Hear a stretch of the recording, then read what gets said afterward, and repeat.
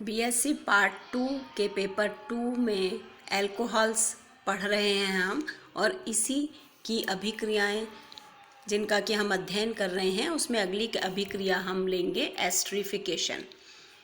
Carboxylic acid के साथ जब एल्कोहल की अभिक्रिया कराई जाती है तो हमें एस्टर्स प्राप्त होते हैं।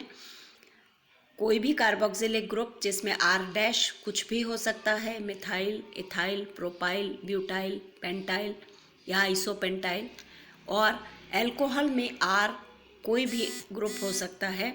और ये जब आपस में अभिक्रिया करते हैं तो विभिन्न प्रकार के एस्टर्स हमें प्राप्त होते हैं, जिसमें आर सी ओ ओ आर डैश, तो आर डैश की वैल्यू अगर बदलते जाती है, ये मिथाइल हो, इथाइल हो, तो प्रत्येक एस्टर पहले वाले से अलग हमें प्राप्त होता है।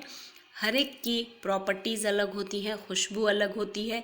तो हम जब एस्टर्स बनाते हैं लैब में, तो हम विभिन्न प्रकार के एस्टर्स का सिंथेसिस करने में सफल होते हैं यदि हम अल्कोहल और एसिड की अभिक्रिया करवाते हैं। तो एक महत्वपूर्ण उत्पाद हम लैब में बना सकते हैं। इसी प्रकार ग्रिग्नार्ड रिएजेंट है।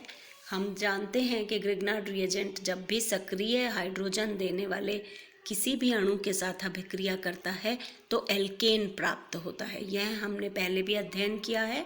और ROH की अभिक्रिया जब R डैश MgX के साथ होती है तो R डैश H बनता है, यानी ग्रिग्नार्ड रिएजेंट का जो एल्किल ग्रुप है वह अल्कोहल के सक्रिय हाइड्रोजन के साथ में एल्केन मुख्य उत्पाद के रूप में बनाता है, और ROMgX हमें एक और अणु प्राप्त होता है। यदि यह इथाइल अल्कोहल है और यह मिथाइल मैग्नीशियम ब्रोमाइड अगर हम लेते हैं तो हमें मीथेन प्राप्त होगा, जो ग्रिग्नार्ड रिएजेंट का एल्किल ग्रुप है, उसी का एल्केन हमें प्राप्त होगा। तो ये भी एक बहुत महत्वपूर्ण अभिक्रिया है अल्कोहल के साथ ग्रिग्नार्ड रिएजेंट की, जो एल्केन के सिंथेसिस में हमें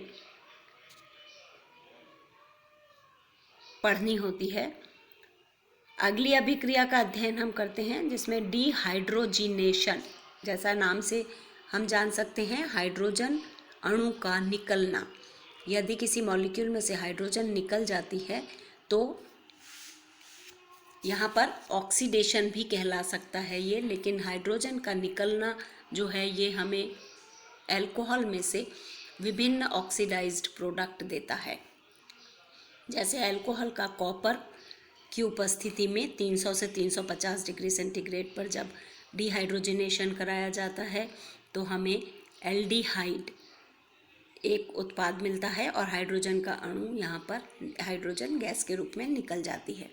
यदि हम सेकेंडरी, ये तो प्राइमरी अल्कोहल हमें एल्डिहाइड देते हैं, सेकेंडरी अल्कोहल्स जो हैं अगर उनका हम डिहाइड्रोजिनेशन करवाते हैं तो हमें कीटोन प्राप्त होते हैं।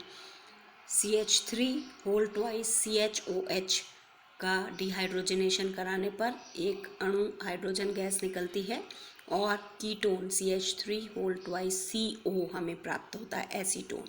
तो एसीटोन के सिंथेसिस में हम सेकेंडरी अल्कोहल का डिहाइड्रोजिनेशन करवा सकते हैं।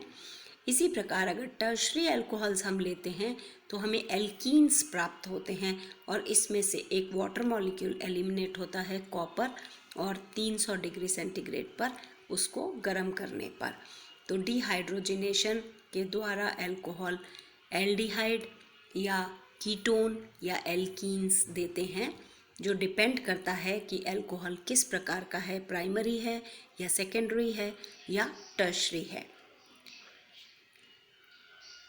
इसी प्रकार हम ऑक्सीडेशन, जो अल्कोहल्स की एक बहुत महत्वपूर्ण अभिक्रिया है, क्योंकि अति महत्वपूर्ण जो मॉलिक्यूल्स हैं, एल्डिहाइड हैं, कीटोन हैं, एसिड्स हैं, इन सब के प्रोडक्शन में, लैब में इनको बनाने के दौरान इनके प्रोडक्ट्स को प्राप्त करने के लिए अल्कोहल का ऑक्सीडेशन करवाया जाता है, और यह विभिन्न प्रकार के अलग अलग महत्वपूर्ण अणु हमें प्राप्त होते हैं।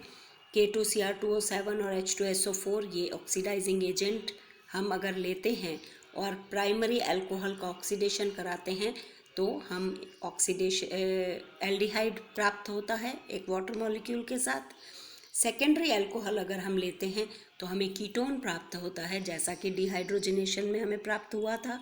वह भी एक प्रकार का ऑक्सीडेशन है, यह भी एक प्रकार का ऑक्सीडेशन है। हाइड्रोजन का निकलना भी ऑक्सीडेशन है और ऑक्सीजन का जुड़ना भी ऑक्सीडेशन है।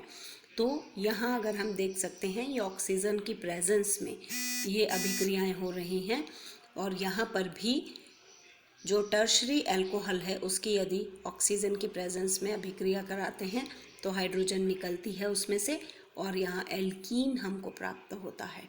तो ऑक्सीडेशन हम देख सकते हैं K2Cr2O7 और H2SO4 की प्रेजेंस में प्राइमरी, सेकेंडरी और टर्शरी अल्कोहल्स क्रमशः एल्डिहाइड, कीटोन और एल्कीन हमें देते हैं।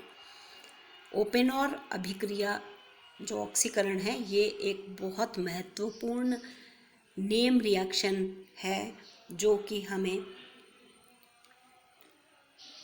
एल्यूमिनियम रिएजेंट की प्रेजेंस में मिलती है। ये यहाँ पर CH3 whole twice CO whole twice Al, इसकी प्रेजेंस के अंदर अगर कोई भी ऑक्सीडेशन होता है, इसका लिए ये रिएजेंट फिक्स है। अगर ये रिएजेंट यहाँ पर प्रेजेंट होता है तब जो ऑक्सीडेशन होता है वह कहलाता है ओपेनॉर ऑक्सीडेशन।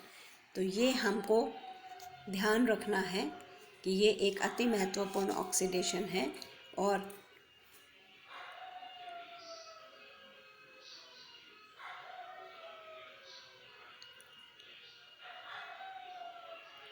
सेकेंडरी अल्कोहल की अभिक्रिया जब हम कराते हैं तो हमें